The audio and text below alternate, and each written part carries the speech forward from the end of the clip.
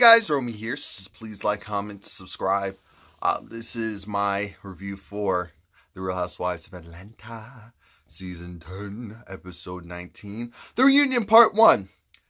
Oh, Andy. So, I'm looking at everyone. I said, oh, Candy. Oh, like Candy. Look at Candy. She has like a top knot ponytail. She's in gold, like light gold and white. I said, look at Candy. Candy looks good.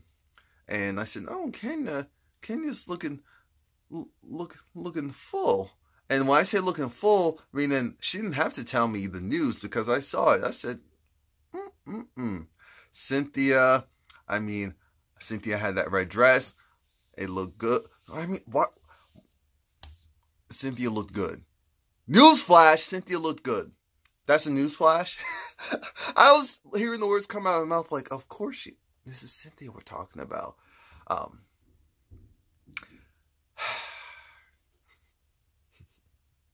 Portia definitely wanted to come on mature. So she had the big, long, curly hair. She had a crown. It was purple. The dress was purple. She was going this whole royal theme. I said, okay. Nene went with something shorter and less grandiose. Nene had her usual blonde, but a little bit longer hair with the ponytail, frills. Nene kind of gave me a Vegas getup almost. I said, all right. Sheree, Lady in Pink. Or is that lavender? I don't know these colors. Sheree.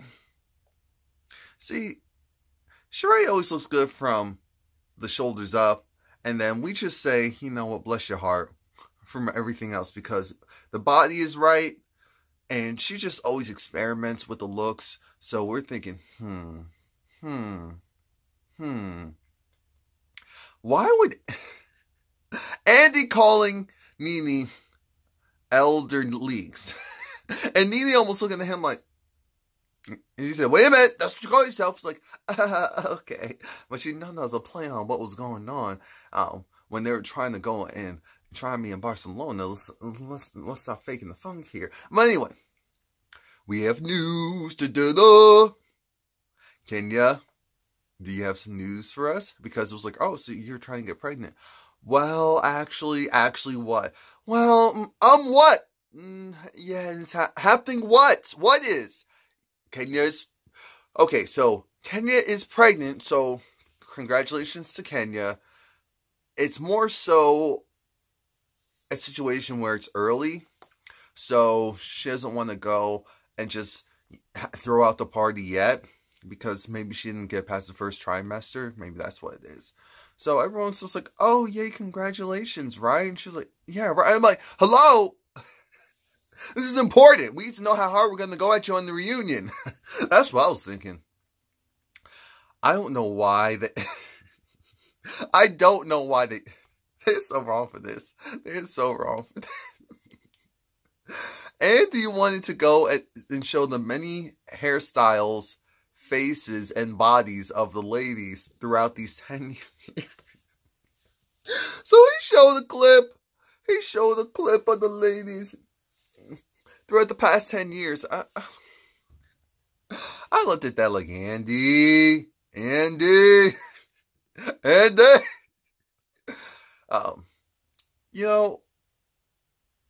will say that Kenya, for the most part, looked similar. The hairstyles and like the actual styles change, but Kenya for the most part looks similar. Cynthia, of course, looked similar. Portia changed. Portia changed a lot. Candy changed for the better.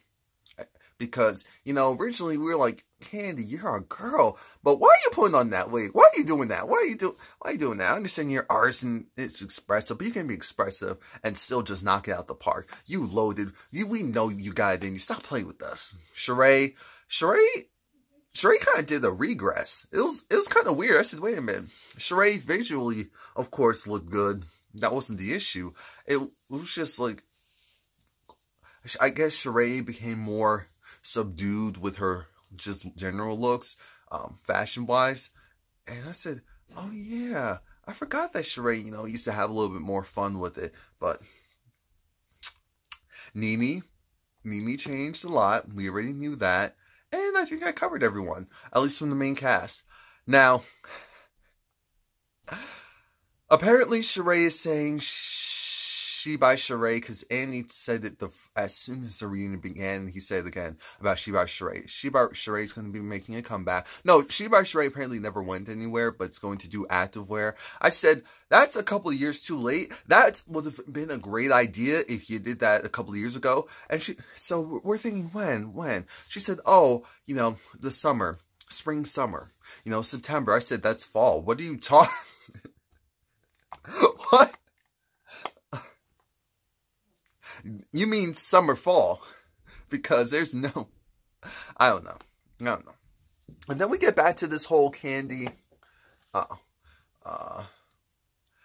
where do I want to go next with this reunion? Well, I guess we'll go with Candy. So Candy, it's kind of brought up the whole thing of why invite Portia if you felt like, as far as negativity and all of that. Candy said she just wanted to show her haters. She didn't use the word haters, but she said she just wanted to show everyone. If you had some involvement with my life in a large capacity, I wanted you there because I wanted to show the glow up. Of course, Portia feels a certain way about that because Portia's mentality is, if you still have a problem with me, then why do you have me around? And it was also with Todd and what Todd said. But then Candy put it out there to remind Portia, hey, Portia, what you said was sexual assault. That's what you were really saying.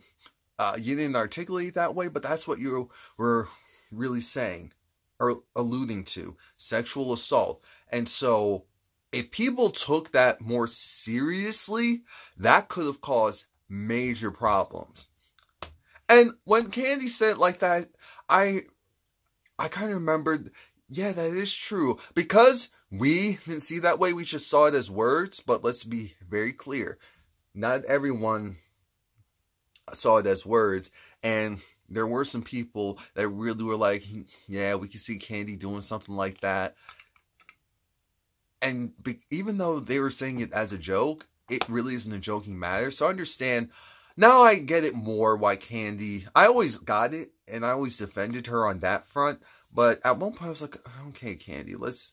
But she reminded me that when you really verbalize it into terminology like sexual assault, then I get... Then I remember why it was such a big thing. Now, the issue is...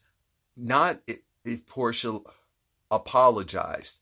The issue is, and I believe that Portia meant what she said. The problem is for these ladies, they want her to fully own it. And now, again, we're finally articulating what that means. Fully owning it for them means you saying, I was wrong for going and being a part of a storyline that had to do with alluding to a lie, saying that you were going to sexually assault me. That's what Candy wants to hear. That's what Nene is trying to tell Portia that Candy wants to hear, that some of these other ladies, whatever else that they did. Because it is true, Portia is doing the blanket statement, I apologize for everything I played a part in. But it's still a cop-out when you don't verbalize, I'm sorry that I said this, that was attached to that, which messed with this for you, or made people look at you a different way. So, I do agree with that. My issue now is, we clearly see that Portia isn't going to give you what you want. So, are you still going to be okay with her, or okay enough with her to continue on being around her? Is that what's going to happen? And because that was my main thing. Are we just going to circle the drain? Because that's what it truly feels like. We're just circling the drain. I did appreciate the fact that Andy brought it up with Mama Joyce. Like, how'd you feel about when Mama Joyce said what she said? And Candy said, it was messed up that Mama Joyce met up with Portia, but that's her mama. She, I can't control what she does. So then a viewer asked, what did the viewer ask? Because I wanted to make sure I got it. Okay. Because he felt like they were cool, Let's see. Said Todd did the damn thing with his Oh, yeah. Mama Joyce and Todd, when she kind of said, well, Candy's making the best out of the situation. She's making lemonade out of a lemon. And Todd felt hurt because he thought they were in a cool place. Look, we know that it's just at the point where Mama Joyce, she's going to say what she wants to say. That's Candy's mom. And your mom still thinks he's a lemon? No disrespect to your mom, but maybe she's the sour. Andy is always shady when he brings along this whole thing of it's the viewer. It's a viewer. That's what they want to know. I said, no, it's production. This production. There's someone named Latrice, Latavia, Latino, whatever, on production that said that. I mean, come on now. In comes Marlo. And this is where it takes a turn for the petty. And not for the entertaining petty. It was for the annoying petty. I said, oh, I don't care. We get to the bottom of Kenya and Marlo's issue. And Kenya said, Marlo and I were cool enough. But when Marlo said what she said about my family, especially about my mom, at the camp fire, that's where things took a turn. Hold on.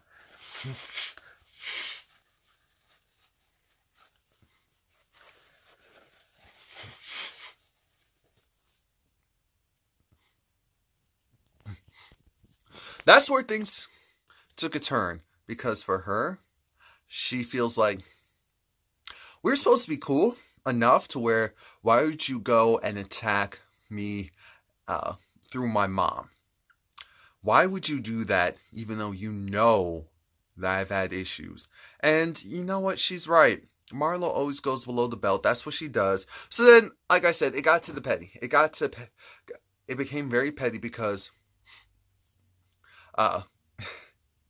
Kenya brought the fact that it was interesting how you're supposed to be cool with Nene, but how can you call yourself a friend when you were trying to go and dip and, get a bag from Papa John? I said, what? Papa John? Remember the guy that was courting Nene when she was going through her issues with Greg? Yeah, apparently, after Nene was done with him, was married to Greg again, Marlo went and, tried to finesse him, and get some bags out of him, go to Nordstrom, get some stuff, try to be all over him. And that just shows the type of friend that Marlo is. And the fact that Marlo's trying to downplay, oh yeah, I forgot to say, Marlo's look was cool. Came in with a big, frilly, light lavender type of dress. I said, oh, okay. I'll probably have pictures up because me explaining this is a joke. Anyway, Marlo is just that friend that you have to watch your back on. That friend that is going to go and do some dirt when she's upset. That's the type of friend she is. We just need to accept it. Let's see what's next. And then we focus on Kenya. And this was interesting because I don't need, my TV flashcards, any of that to remember what happened here. So we're going to focus on Kenya and her relationship. First, Andy brings up the point of Kenya. So, you went after these other ladies' husbands. And Kenya actually, she did a general one, but it was still somewhat of an apology. She was like, you know what? I was wrong for that. I was very wrong for that. Now that she's married, now she understands how big of a deal it was to go and bring up their relationships. It's kind of weird because Andy apparently had some intel on Mark that Kenya didn't, or that Kenya was trying to sidestep. Andy was trying to put out there that, Kenya, your husband talked to production and said that he didn't like the show. He didn't feel like it was a good representation of black women. And so that's why he didn't want to be on the show. Kenya trying to say, yeah, he didn't watch the show. So I'm saying, oh, So is this coming from someone who really didn't watch the show, or someone who kind of partially watched it and only learned most of his intel from other people? Because he's not necessarily wrong. A lot of stuff that happens on here isn't the best representation in the least, but it's still some representation, period, which was really important for when there was none. I think that's the biggest part with this show. But he doesn't like the show. Let's call it what it is. He doesn't like the show. He doesn't want to be on the show. He doesn't want Kenya to be on the show. And that's his prerogative. What happens there is that Kenya needs to stop trying to go and downplaying it, because it truly is what it is type of situation. What else are we going to do? What else are we going to do? I don't believe that Kenya really felt like she was going to get a divorce or going to get divorced. Because Andy asked that too. Oh, so did you really feel like you're going to get a divorce? No, it was just a stressful time. And we still have a lot of unanswered questions as far as, so Kenya, are you, they talked about Houston, and Kenya did, she did apologize to Shamia, so that was good. But I do feel like she was overreacting. She was caught up in the moment, and she was overreacting. What else was it that Kenya was trying to sidestep, and it just didn't make sense? I mean, I think that's the problem. Kenya being lost for words is the worst thing for her, because that's when it feels like, Like, for example, when she didn't tell Cynthia about her wedding or invite Cynthia. I understand she didn't invite her family, but there were people at her wedding. And so Mark's people were there. But Cynthia was supposed to be a friend of yours, and you're saying Cynthia has a gift of gab. She can't hold water. That's what essentially that means. She can't hold water means that her mouth is like a river. It flows. It flows. It doesn't stop. It just flows. And I'm thinking, we know that Cynthia loves her some Kenya. I can't believe that Cynthia wouldn't keep that close to the chest. Or just tell her last minute, like, you're coming here. But you could have just been real and said, look, because what you're really saying is, I couldn't really trust Cynthia like that. But I'm thinking, aside from the whole Cynthia and Nene thing, Cynthia has had Kenya's back. Let's not go and downplay that. So that's when it makes you feel like, how's their relationship really?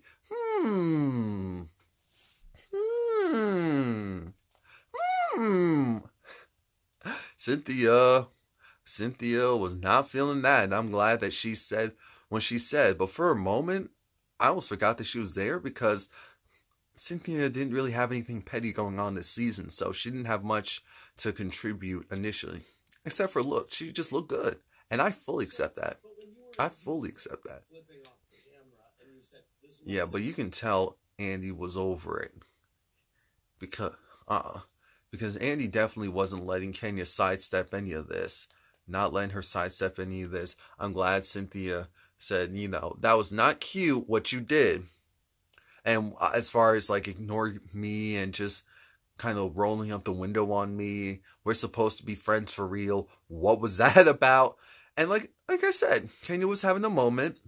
She was going too far with the moment, doing too much with the moment, but the moment was happening. Kenya for Cynthia. What do you mean by that? Do you think Kenya is not? Kenya is controlling. But my thing is, I don't feel like at this point that, I feel like Cynthia's grown. I feel like if Cynthia likes to run up behind her friends, then that's her prerogative. I think we're doing a little bit too much by just that being the scapegoat of, oh, Cynthia's being controlled by Nene. Oh, Cynthia's being controlled by Kenya. No, Cynthia is one of those friends where she just likes to go and just be a part of whatever her friends are doing, whatever's going on with them. If they're saying, oh, this is what's happening, then she'll ride with them. Cynthia's a rider. I think that's the real thing. Cynthia is a rider. Marlo and Kenya do not like each other. That's very clear. But then it goes from that Are you gonna get married in prison? to a shady question of who's the next person to get married. Is it going to be Sheree? Well, again, another inconsistency where we don't know. We actually know that Sheree's dude isn't getting out anytime soon. We actually just learned that he's not getting out anytime soon, and I guess Portia will be the next one getting married. Portia said that she's dating someone. I said, what? I thought she was going to laugh and say herself at the end, but no. She said she's really dating someone. I said, great. Who is it? Who is it? But now we're getting to more so the Portia, and it almost felt like a Portia and Nene moment. Over how mad you were at Portia and Sarah. Portia and Nene are real friends. And they pretty much explained that they never want to go too far with each other because they're real friends. And Portia, I'm glad that she acknowledged again that Nene had her back and treated her as a little sister, especially with her divorce. And I appreciated that immensely. I appreciated that she put out there. You can tell that Nene was like, thank you, Portia. Thank you for not downplaying something as important as that, because she was doing that in the past. Now, she was upset when she was doing that, but she was still doing that nonetheless. So I understand why Nene and other people would feel a certain way. Or even have a one-on-one conversation with me. Portia's trying to say the difference between Nene and Candy, for the most part, is the fact that Nene was open and receptive to what Portia had to say. Kenya, on the other hand, wasn't. And that's why their relationship, things couldn't necessarily be mended the same way. I'm thinking, that's only part of it. The other part is, the daggers you were throwing at Candy were on a whole other level. Now, my whole thing is, Sheree is the bone carrier, so why does Portia have to go and, if Portia's saying that, you know what, I couldn't really trust anyone, including Sheree, then it's understandable. Sheree is the type that goes over here, what's going on? Goes back over here, that's what's going on. I get, we're in a reality show, but still, some things can come up organically. Let's see. Portia did apologize for something. I'm trying to figure out what. What did she apologize for? Let's see. Do you think you owe her an apology for saying that Shamia can't trust her? Has she? You didn't apologize a month ago, 2 months ago. We're sitting here justifying. I do like that. What Sheree said, even though Sheree was doing a lot of deflecting herself, I do like where this is going. How do you guys feel about if someone apologizes to you a while ago, but then does something that fully counteracts that apology? Now, there's a difference between someone never apologizing and someone doing something to essentially take it back or to make you feel like, well, that was null and void because you couldn't take that, you couldn't be serious when you said that. My feeling is, I do agree to a certain extent that if someone apologizes to you, but then their actions speak otherwise, then that apology might as well be null and void. I do agree with that. But I also feel like at some point you have to drop it. They get on Sheree, though, and I'm glad they did, for this whole Kim thing. Because Sheree is caping for someone who shouldn't be caped for, and that's Kim. Kim is opinionated. Kim can defend herself. Why are we doing all this caping for someone who has a mouth, knows how to go back and forth with people? It just doesn't make any sense, and it's not realistic. And this whole grandstanding of Kim has a problem with a lot of people on this show.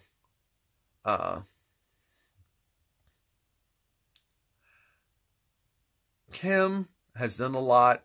We talk about how Sheree knew about the video. and still played it off. Sheree laughed at it, and so we're getting on her for that, even though she was trying to go and trying to play it off. Like I said, that's not right. We know Sheree and Nene weren't in a great place. Sheree was going at Portia. I was a little surprised. We want an explanation. We want the truth. Sheree doesn't want to give the truth, doesn't want to give an explanation. Then it becomes Sheree versus Nene. And then it got really dumb and petty. Like, you know what? I was that girl, Nene. I was that girl. I helped you out. You know, let's say you were dating the abuser that was popular at the time.